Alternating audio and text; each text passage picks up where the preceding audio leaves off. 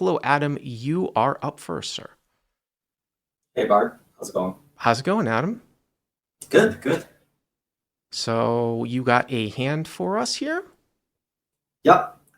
So this is a 5-5 game. Okay. Played out of Toronto. Toronto. Yeah. Do they have poker up there, or is that like this like an underground game? It's this is a private game, Private game. private home game. Hmm. There are poker rooms around Toronto. Actually, they just opened one in the city, Oh, but the really? rate is absurd. It's 10% up to $20 for 1-3, and I think 10% up to 25 for 5-5. Wow. Well, I mean, obviously, I complain a lot about Encore rate being 10% up to a $10 cap. But yeah, I mean, basically, when you're playing small stakes like that, and then, the cap is so high, that's pretty hard to beat. Although I do say, I will challenge the fact that it still might be better than a California setup, which is a flat drop at the small stakes, at the really, really small stakes. And I don't know if obviously if you guys are watching this, made a little YouTube video about Mason Malmuth and David Skolansky's new upcoming book, which sort of started this discussion about, is small stakes beatable? And it really depends on what the rake and the drop structure is. And I want to tell everybody that I had already planned on putting a small stakes video up anyways before all that stuff went down with Mason and Skolansky, and it just sort of fit in. But we put up a full length training video, and it's for free. Everybody can watch it yesterday. We put it up, and I would highly recommend going over and watching it if you haven't seen it, because of the fact that there's so many, so many small stakes exploits that are put forth. Okay, so 5-5 in Toronto. What's the cap buy-in, or is there a cap buy-in, or what? No, it's a private game, no cap. Okay, uncapped. Okay, and how deep are you? So I have 2,700 effective. 2,700 loonies. Okay. So I'm in the middle position, Okay. and it falls to me. I open ace of diamond, three of diamond, to 30. So here's a middle position, ace of diamonds, three of diamonds to 30. Is there a Yes. straddle or anything like that? You just went it straight 30? Yeah, I went straight 30. Wow. It's a really loose and splashy game, and I would say 30. Like if I open to 30, it generally actually plays multi-ways, as you will see. Yeah, I mean, it doesn't surprise me. I mean, usually like in 5-5, I open at 20, but sometimes in a loose Yeah, game, I might make it 25. Or it's just, yeah, it's not surprising. Okay, so to 30. Mm-hmm. yeah. So yeah, like this is basically the standard size for this table. So the hijack calls, and then the button call, So and small blind call. hijack calls, button calls, and small blind calls. By the way, I don't know why I didn't wash over this because all this talk about rake and stuff. You're playing in a private game, so the rate that's not even that bad for a private game. I didn't really get into, like, I've played in some private games in LA, but it's a whole different scene where, and honestly, like, as a wise man said, who was once a content creator for Crush Live Poker, Lyman, said about the home game scene. Once you start getting up to those types of rakes and you're playing in these sort of quasi in private games, there are deals that you can do with the proprietor, like getting rake back, helping him start the game. The problem is that if you're a for-profit player, a lot of these games run on credit markers to get these types of guys in the game. And then if you're a for-profit player and the proprietor knows that, you're the one that's going to get either screwed over in the end or get paid out last. I don't know how it is set up there, but it's not outrageous for a private game. But anyways, hijack calls, button calls, and small blind calls. So you guys are four ways in the pot's 120, right? Yep. Okay. Yep. Just a little bit of background. Like this is like I said, it's a very loose and splashy game. I have some history with William One, the hijack player. I played with him like a lot of sessions at this point. And then the button is like she's been spewing quite a bit. So I don't put a lot of like strength into their calls in terms of my opens. I've seen the button going all in with like 4 or 5 off and 10 deuce off. So yeah, that's the background of these players. Okay. We go 4-way to the flop, and the flop comes deuce of diamond, four of clubs, and five of heart. Five of hearts, four of clubs, deuce of diamonds. So you flop a wheel Yeah, and a backdoor flush draw. Pretty good. yeah. Okay. So I bet 50 into 120, just to try to keep like some players in. So small blind checks, right? And hero bets 50. I mean, I think that that's fine. The only difference here, because this board, even against like really loose ranges, it's really hard to hit anybody like really all that hard. I mean, you might get some ace high calls with overcards, but I don't mind not going sort of full pot. Where like if I were to flop the nuts on a different type of textured board, where I might go larger, say like you had Jack 10 and the board came out like 7, 8, 9 and you were going to bet anyways as the pre-flop raiser, or you hit something really hard on the high side, like maybe you had pocket queens and it came out like king queen 8 with a 2 flush. That's when I start going pot multi-way. Here, yeah, you've got the second nuts, excuse me if I'm saying nuts, I mean in essence, but it's still hard for people to have anything strong, so I don't mind it. All right, so you go 50, okay. Yeah. So hijack calls and button calls, small blind fold. Hijack calls and button calls and small blind folds. Another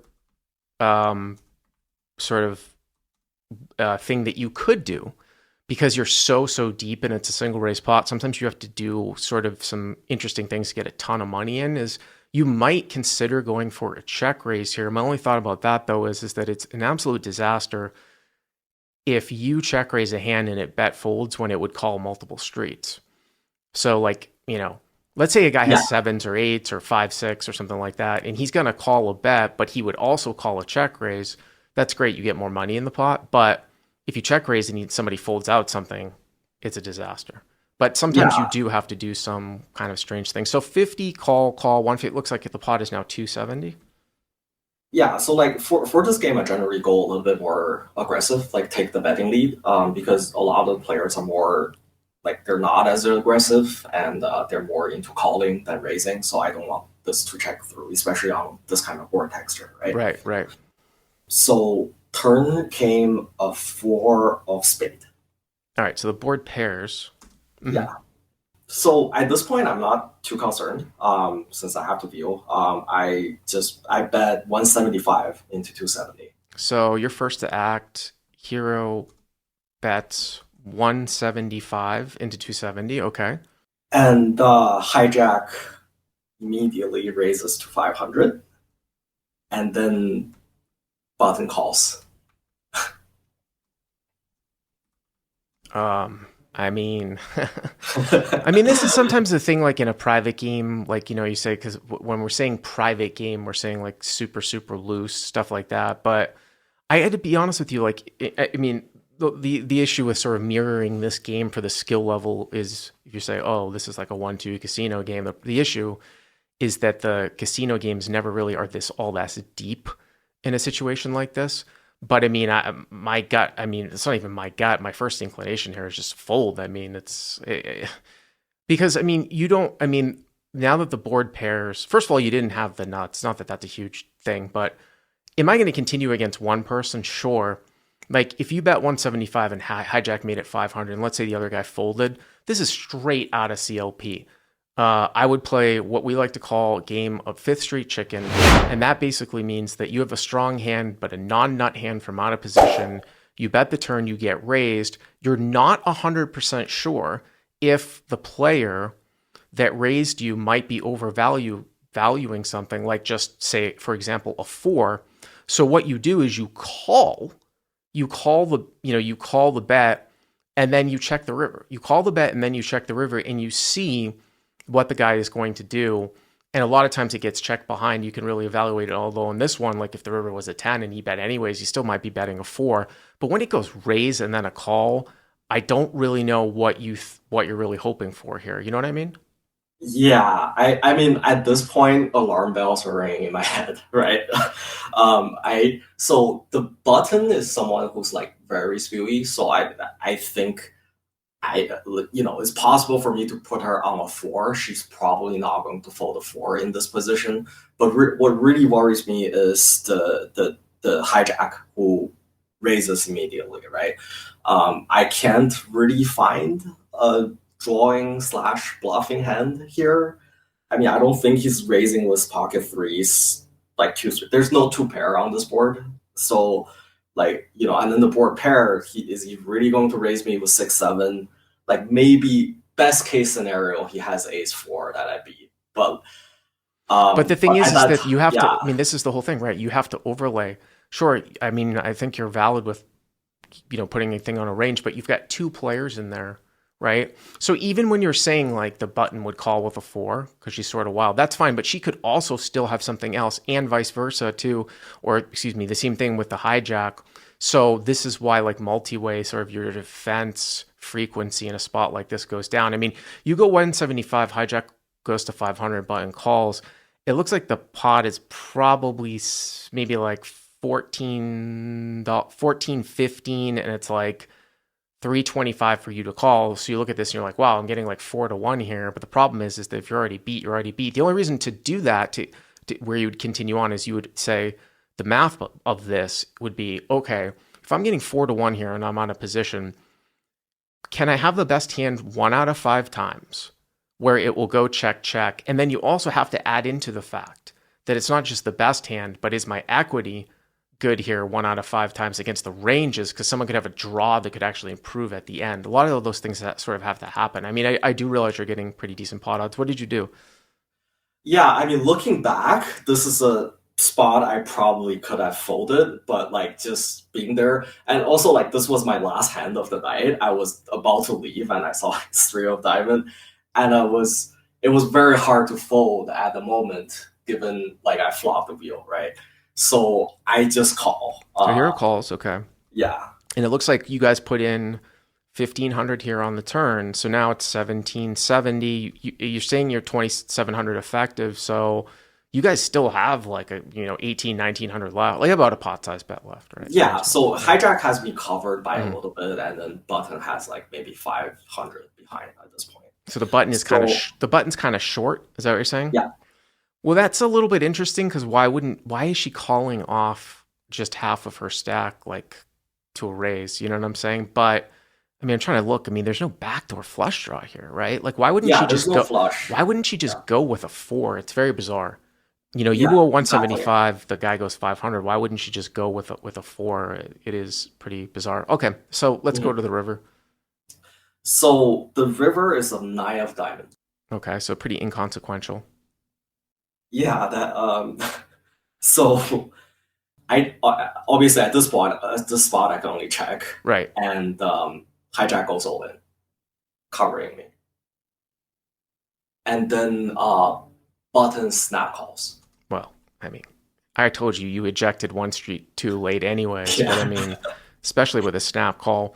I mean, even if the button doesn't call here, okay? Even if the button doesn't call, what I was going to say is that like the hijack is moving. Remember though, the hijack, you have to understand this is kind of a unique scenario, the way that you set it up, where the main pot's 1770. The button girl, she only has 500 left, right? You check to the hijack. He's betting the full size of the pot here, but she only has 500. So she only has to call a portion of that. So that whole setup reduces his bluffing frequency, I think, by quite a bit here. Because she could call, and then let's say that he's bluffing here and she calls and you fold out, he doesn't win anything. There's no extra money in there for him to win. You know what I'm saying? So for him to go into 2 people like that, and now that she snap calls, it's obviously fold. So you folded. Yeah. Did you get a review? Yeah, I did. So so the river is not as blank as I have thought. The hijack shows 3 of clubs and 6 of clubs. Okay, so he flopped it. Yes, he had a higher straight than I did on the flop. Yep. And then the button shows 4-9 off. I don't remember. I don't remember the exact suit for a boat. I thought you were going to say pocket nines. Let me ask you this question though. So if the button jams the turn, are you going to fold? Does that change things? Because I mean, it's even worse for you because the betting gets opened back up, right? Because the hijack can then re-raise you again, right? If it goes 175, 500, 1,000, right? I mean, thinking back, I definitely should fold if the button, but if it's only 500 more, I might have called. Yes. I mean, it's very, very treacherous. Anyways, I appreciate the call, Adam. Thank you very much. All right, thank you.